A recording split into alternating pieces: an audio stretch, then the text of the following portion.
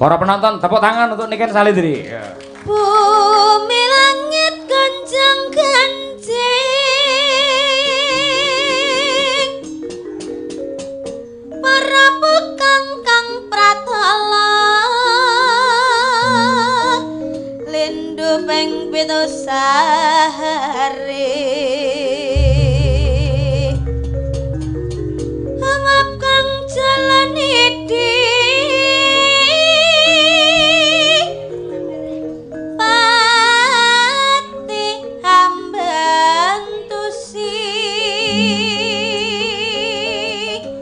Awakmu nek iso suluk.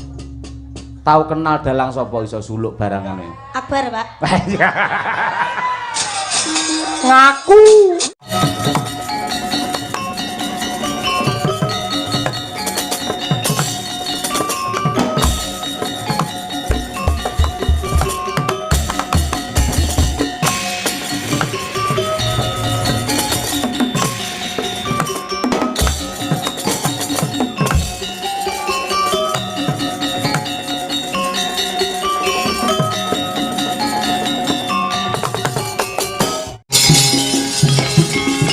Kinutang-kutang tansah bisa leladi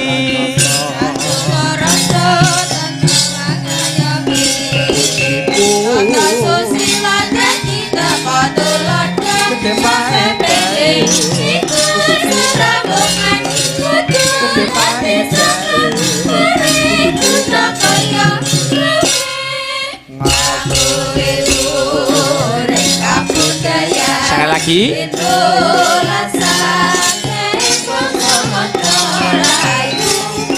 yo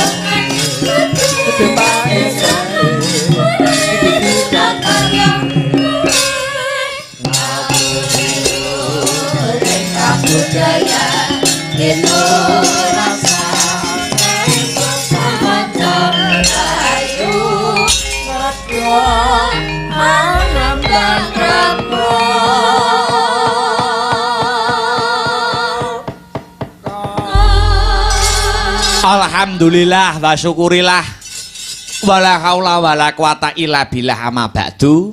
Selamat pagi Mas Gareng, pagi Dik Petruk, pagi Dik Bagong, pagi Mas Petruk. Alhamdulillah isih ketemu ana ing Patesanga gara-gara. Gara-gara saka tembung rogoh-rogoh rasa ya le. Dikendoni swasanane. Lakon pamundhut saka Bapak Kepala Desa. Nyuwun inggih menika Wahyu Purba Sejati. Wahyu Purba Sejati.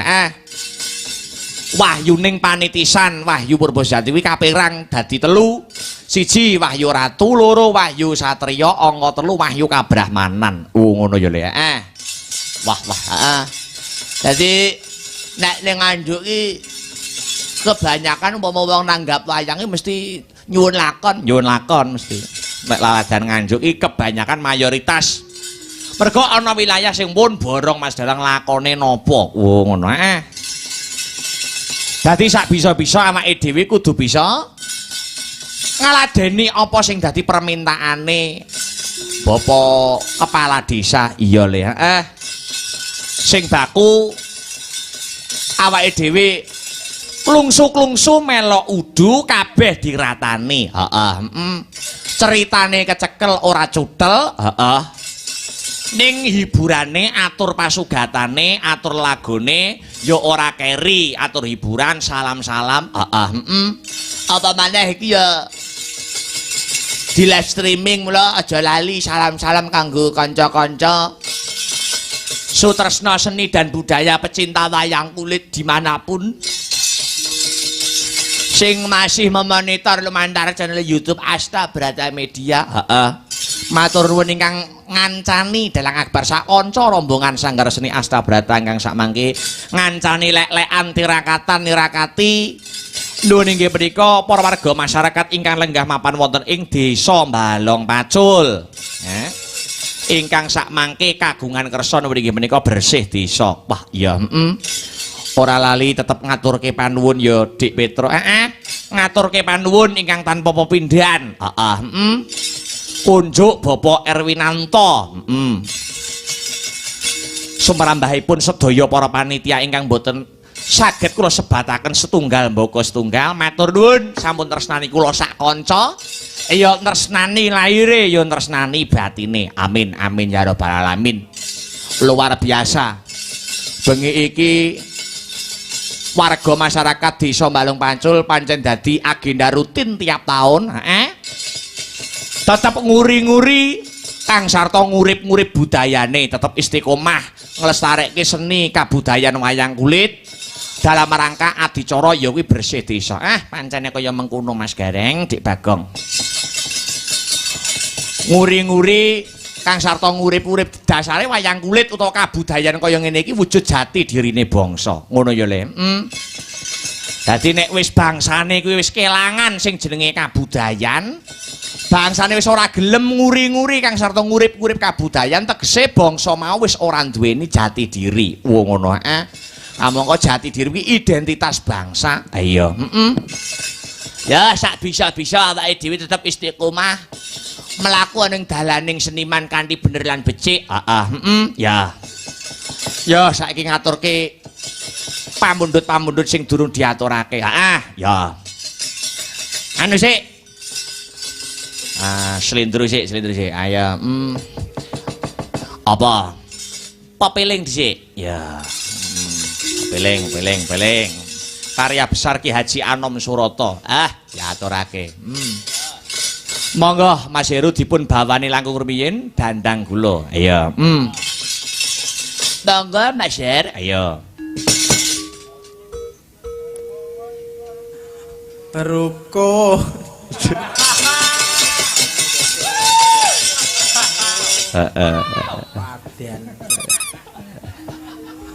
Rukun Islam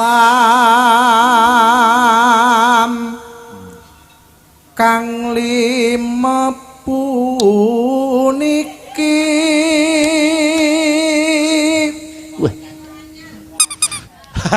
kok panggah dolanan kuwi ya. Wit wingi lho kuwi. Kok panggah tiut-tiut. Ndakno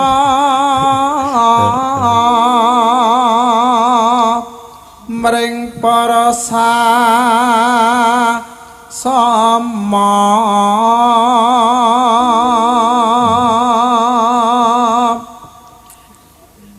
aja padha ditinggalke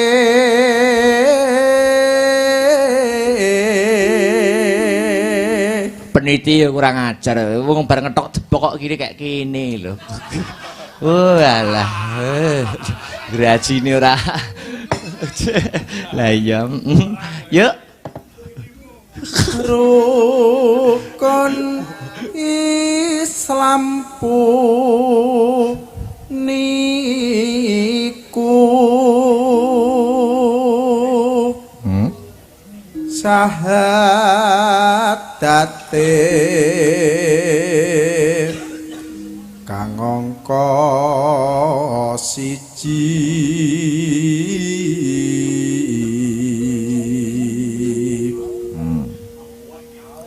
kang angka loro salat dene kang telu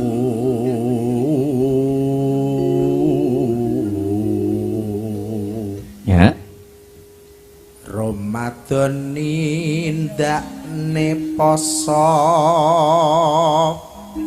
papat zakat ping 5 ibadah haji lakoni Islam sampurna.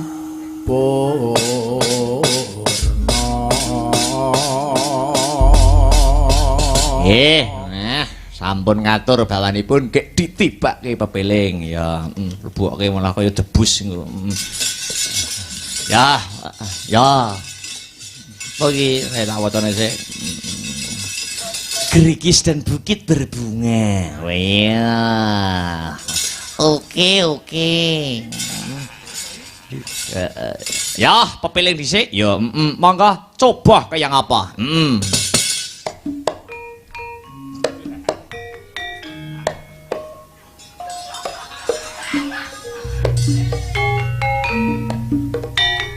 Uklik, yo. Asik.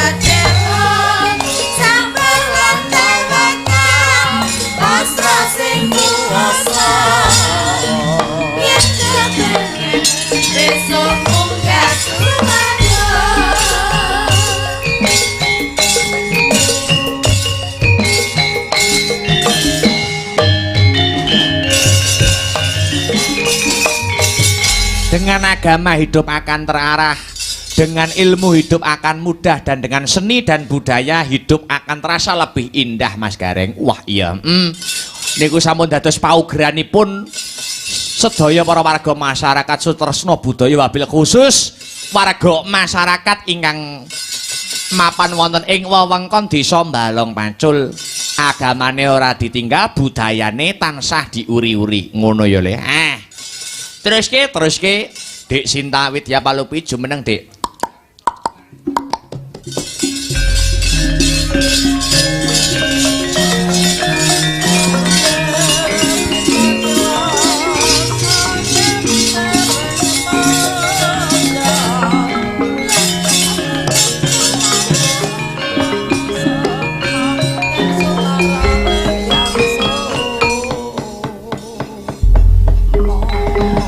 Selamat pagi Wilujeng Enjing. Nggih, sugeng enjing. Nah, duet kalih Mas Heru ya. Oh, nggih. Ya Mas Heru. Mas Heru centengnya dibenakkan dulu. Jan. Ya iya. Jan sing gendere si paling bahagia.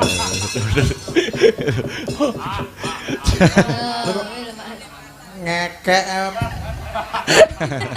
Selamat pagi. Selamat pagi Mas Heru. Masih semangat Mas? Semangat.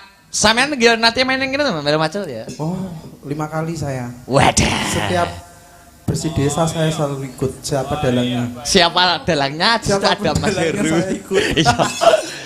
Iya. Lebihnya toh dalang sak ngaju kejak aku kabeh. Iya. Iya. Iki kon delok kek. Enak jadi sing urung.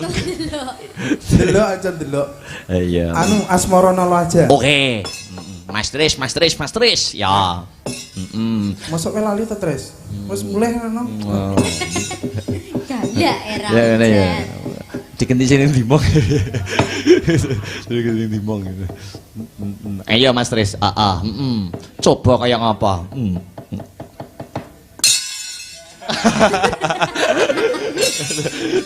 Ceng. Ya, celana cekur. Iki lho dagang aku. Ya. Kayak wong dodol wayang. Hey. Yo. Oh iya, permintaan dari Mama Cantik Marni. Salam ke masyarakat Balong Pacul, terutama Bapak Lurah. Oh iya. Wah. Anggur bar goro-goro ki Fafa terus belajar ngendang. Terus ngono kok ora anu ya. Kudune sing dembung ngono terus ganti nyaron ganti dembung. Dari Mas Riyar mbari dembunge mabut lho tabuis. Hubungane apa? Ayo Mbak Lucy. Iya, niki wonten permintaan napa Merdeka nggih kenging niki wonten Grigis sare Bukit Berbunga. Wah, lawas iki Bukit Berbunga. Ya. Manut. Mangga napa Mbak Lucy?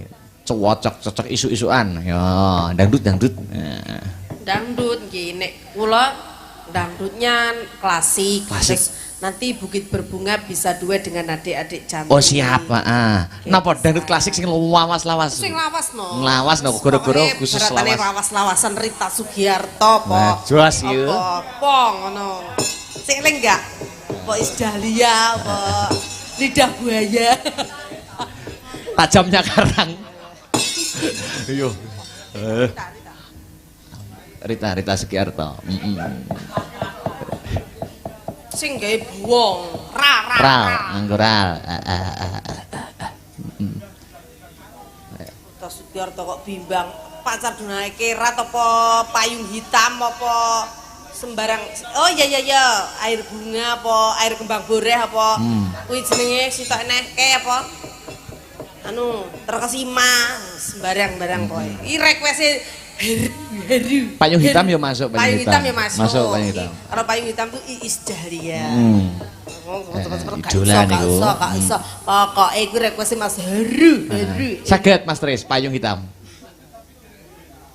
Oh iya. Dari di WA. Ya. Apa? Rita coba. Habis itu kita nuruti request Gerige sama Siap. apa itu? Bukit Berbunga. Bukit Berbunga itu aslinya lagu nostalgia. Oh, ngaten nggih. Ya, itu lagu pop tembang kenangan di era jadul. Nggih. Oke. Tapi sekarang dibuat musik dangdut. Oh, aslinya pop gitu. Iya. Oh. Nggih. Tembang kenangan. Ayo, nama Mas Tris? Pokoknya Rita sembarang. Ya, penting Rita. Ya. Gua lo ya lek lali. Iya. Nakal lo cacai, nakal. Ngopo kok nakal, Mbak? Ono lagune Rita Sugiarto itu nyanyi lagunya Rita itu paling sulit sekali. Nggih. Jadi harus jiwanya keluar, suaranya ya kudu tembus telak. Wah. Telung rep kok nakal. Dibanding haru. dibanding anu lain itu Rita Sugiarto paling sulit nggih. Jadi kalau bagi adik-adik sing gaene ikut festival menyanyi, itu lagu-lagu yang golongan nilainya berat. Nah, misalkan melu lomba, sing nilaimu berat iki contohnya lagu Mami Rita Sugiarto, kedua Elvi Sukesi, Wah, niku. ketiga Iis Dahlia dan lain sebagainya. Pokoknya nada-nada yang berat tidak semua orang bisa menyanyikan. Nggih. Oh. Seperti itu. Satu kali lagi, Mbak. Niki. Anak kali-kali adik-adik nggih. Lagu-lagu baru. Ayo, Petrisa, Dwi, terus Pesek sama Mbak Yopika berdiri spot Ica. Yo. Coba kayak apa ya? Yo, spot Ica. Yo.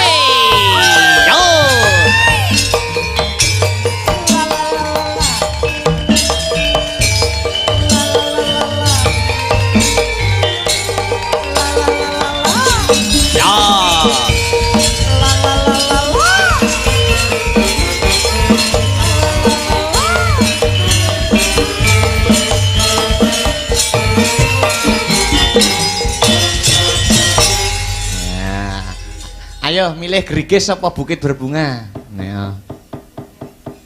Apa? Oh, Bukit Oke. Berbunga. Senengane cak wedok iki bukit-bukit. Bukit Cinta. Iki kok lagune Bathara Kala ora metu. Kadung ngenteni teko gara-gara dhek. Melu ngadeg yo. Bukit Berbunga mosok ora iso. Bukit Berbunga pokoke. Joget. Bukit Berbunga. Ngono kae aja. Ya. Ngadeg ayo melu joget yo. Coba kayak ngapa? Wah iya lawas. Dadekno Mas Tris ya. Astana Godhok Madana kuwi mau papan pesareane para leluhur ing negara Mandura. Dadi aku ninggalake Bratajaya ora kok ateges margana ninggal marang tanggung jawabku.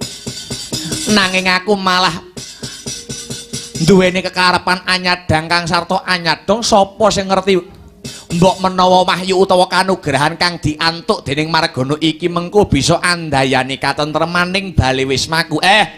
Menawi makaten sumangga kula namung dados punakawan, kewajiban kula namung tut wuntat tindakipun Bendara Tarunana Windanana margana ora bakal balien durung kasembadan apa kang dadi sedyaku Yai.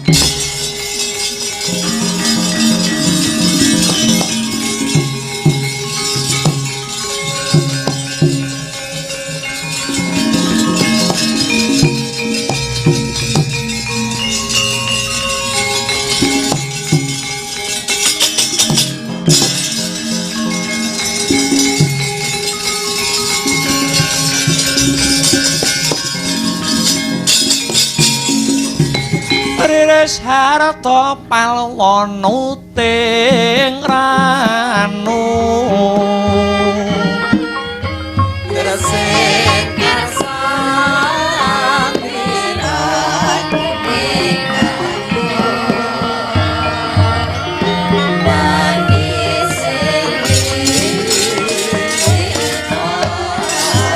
Gong ilahing sekaring dawana langgeng kakang Guna Resinarada welut wisa banteng wareng kawula wonten punapi Adi Guru Kakang boten wonten ingkang kula rinumpaka dumateng paduka Kakang Guna Resinarada muhung kahanan ingkang gumelar ing ripalenggahan sakmangke kahanan ingkang hanimbrung wonten ing kayangan Suralaya ing ripalenggahan sakmangke kayangan Suralaya nedeng ketaman goro-goro kagiri-giri mubal endute si blegedaba ngakak kumitir petite Sang Hyang Nagaraja akarya bingung bilunglungan para hapsara miwah hapsari miturut pamanggihipun Kakang Guna Resinarada punika kadaya saking menapa Kakang Adi Guru dewa tuwek kados kula niki namung nganggo ilmu titen tegese ilmu titen angger saben-saben kayangan punika ketaman goro-goro kagiri-giri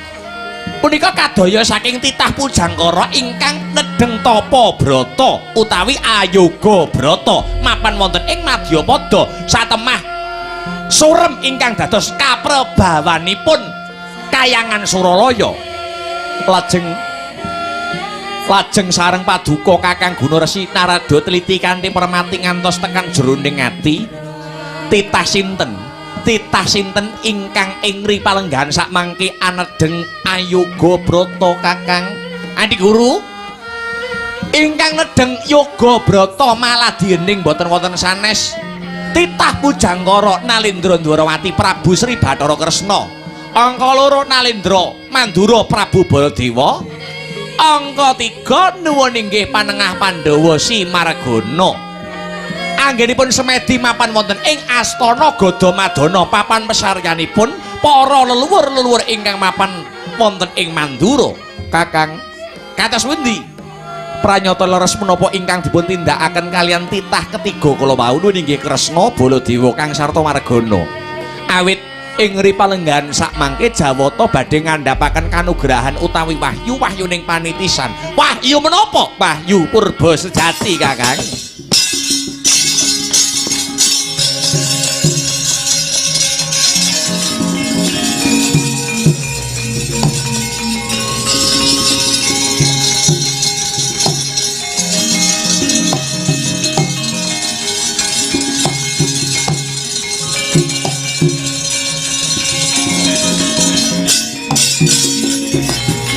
Dewa-dewa Sugata marang soreng prang ngudane aromarum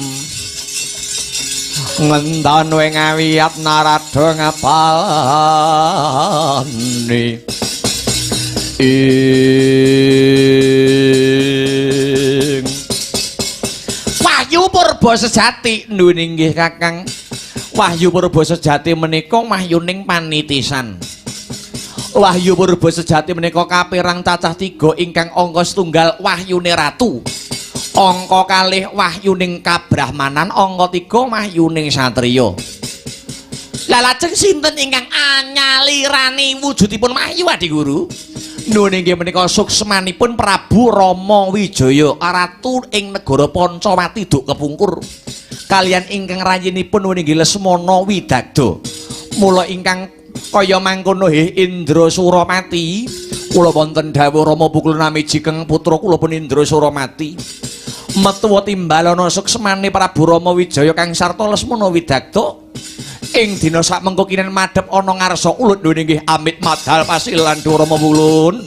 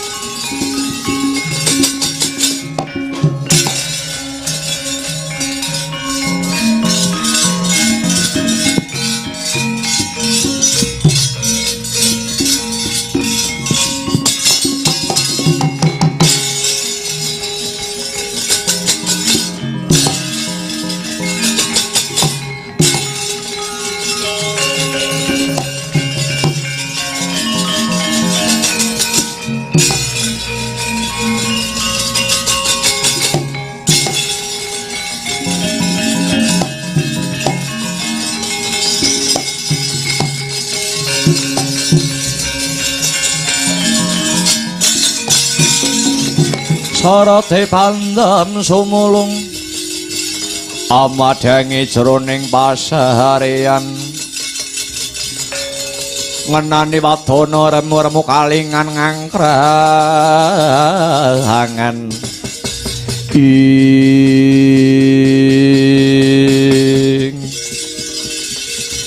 wanter timbalanipun paduka Hyang Adi pukulun kula pun Rama Wijaya arsa cumadung dawuh Rama kang sarta kita lesmana widado ing ripalungguhan iki wis titi mangsa kalane jeneng sira sakloron ngupadi panitisan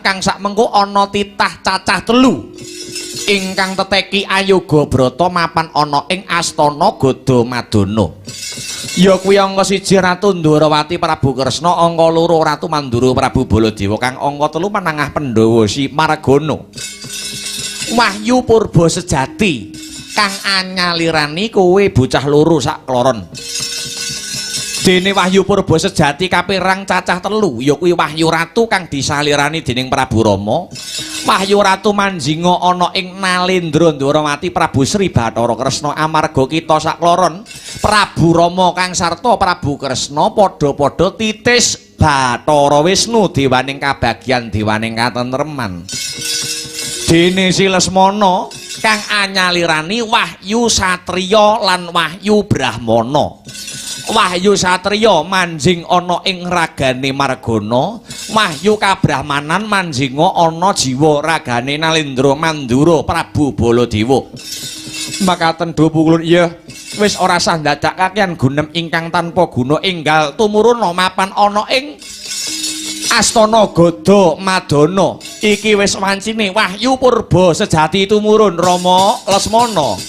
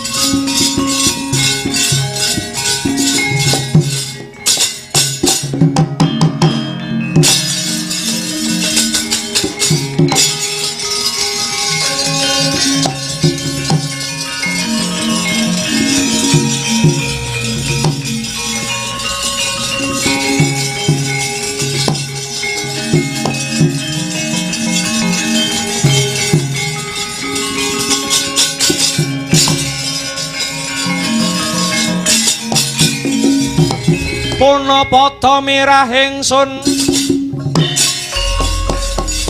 Prihatin wasmagung mijil tuhu dahat tanpa karya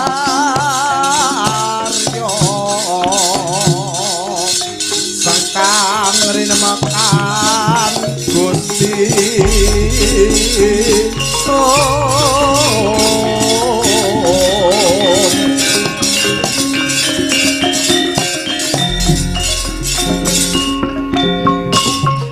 Ladalah yu jagat yu dewa yu Bathara negara Ndwarawati kahanane sepi negara Ndwarawati kahanane kumplang ditinggal ratune mapan ana ing Astana Gadamadana iki pepujaning atiku memani ing kalbuku Bratajaya ya Silara Ireng ya mumpung kahanane padha sepi prajurit negara Ndwarawati lena kang dadi kawaspadane ndak cidrak colong si Bratajaya Ireng pondong nyewet go negaraku pasir kula dadi karwa prameswarine Prabu Linggakarta ya hey hey para putri.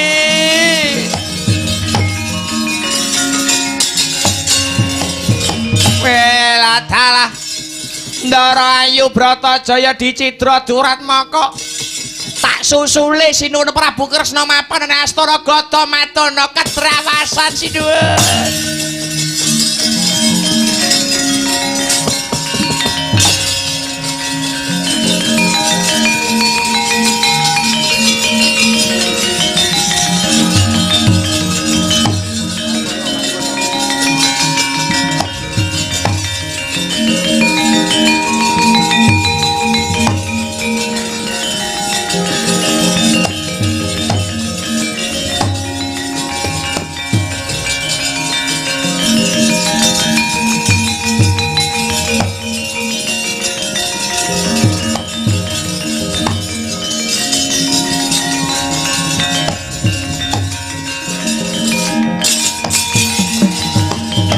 Do aduh Bathara Gung Amurwa bumi mugi kaparenga paring mangan saka marang kamurwa kang bisa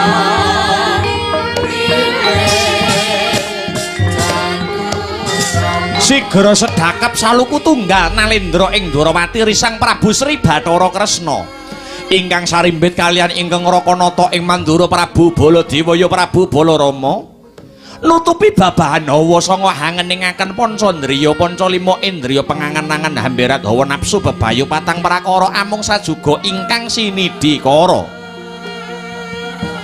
mandeng pucaking grana anut marang giyaning kekayon-kayung yun angayat-ayaning paratama kaya mati sajroning urip-urip sajroning pati liyap-layape ngaluyut pindha pecating supena sumusuping rasa jatine Sang Nalendra kekalih sedyaning kayun arsa anyadang kang sarta anyadong tumurunipun Wahyu Purba sejati eling-eling Nalendra kekalih pranyata jalma ingkang gentur tapane maneng semedine cinaket kelawan dewane kocap sagebyaring caleret Sri Rama Wijaya dalah Aradyan Lesmana ingkang minangka pengawakaning Wahyu Purba Jati wis prapting ana ing Astana Gadamadana.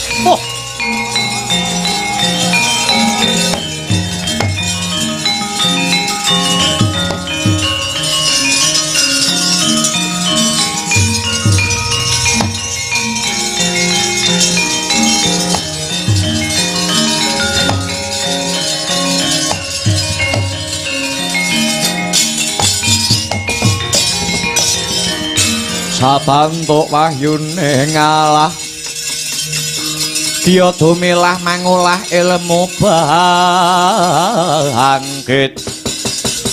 ing ana cahya mantra sak sada lanang manjing ana jiwa ragane Baladewa lan jiwa ragane Yayi Harimurti iki mratelakake kalamun wahyu panitisan kang sarta kang sinebut dening Wahyu Purba sejati wis manjing ana jiwa ragaku lan jiwa ragamu Kresna.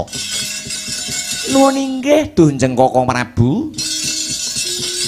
Wahyu Purba sejati menika kapirang cacah 3. Kapirang cacah 3 kuwi mau apa wae Kresna ingkang angka setunggal. Wahyu Ratu menika manjing wonten jiwa raga kula. Angka kalih Wahyu Kabrahmanan ingkang nampi paduka Kaka Prabu. Ingkang angka 3 menika Wahyu Satriya Kosik Kresna. Kamangka sing semedi tarak brata mapan ana ing Astana Gadamadana iki mung kowe karo aku. Lah kok wahyune sing tumurun kok cacah telu sing sijine sapa? Ayo Margana aja umpetan.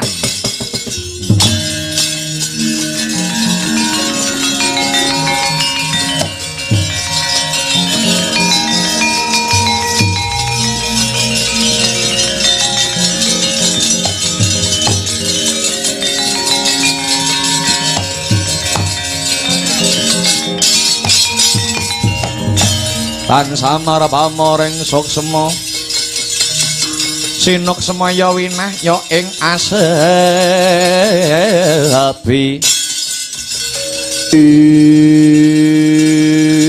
wela dalah Bratajaya lagi manten anyar karo Margana tinggal lunga kowe ya melu tapa ning kene nuwun inggih duh Koko Prabu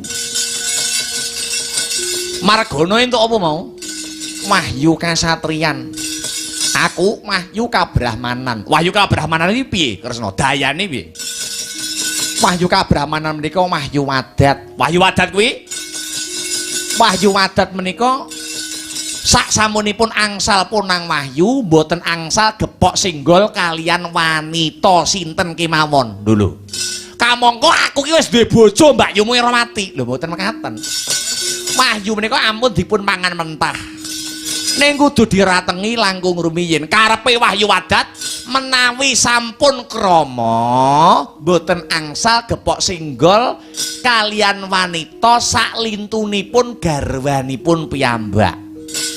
Wah. Dijolne ndak iso wahyune. Mboten saged. Panjenengan kedah setia kalian Mbak Yu Erawati. Wah nyapa iki mengaku topo. Ngentukne wahyu wadat barang ijol karo kowe mboten saged. Ra entuk mboten angsal. Sakliyane Erawati mboten angsal. Gendaan delikan mboten angsal. Kok tetep ngengkel itu ya. Margana kula wonten dawuh Duh Koko Prabu. Ayo bebarengan kelawan pun Kakang kelawan Kakang Balarama bali ana ing negara Ndwaramati selak dadi pengantu-antune bojomu si Bratajaya utawa si Lara Ireng. Lho nggih sumangga kula dherekaken liwat tepining lepen tempuran kang bening banyune karben enggal bening sing dadi lelakon iki Margana. Sumaleng siji sekone sakjroning turu sampe akal umpi satandhange wangene wasagaring lintang panjenengan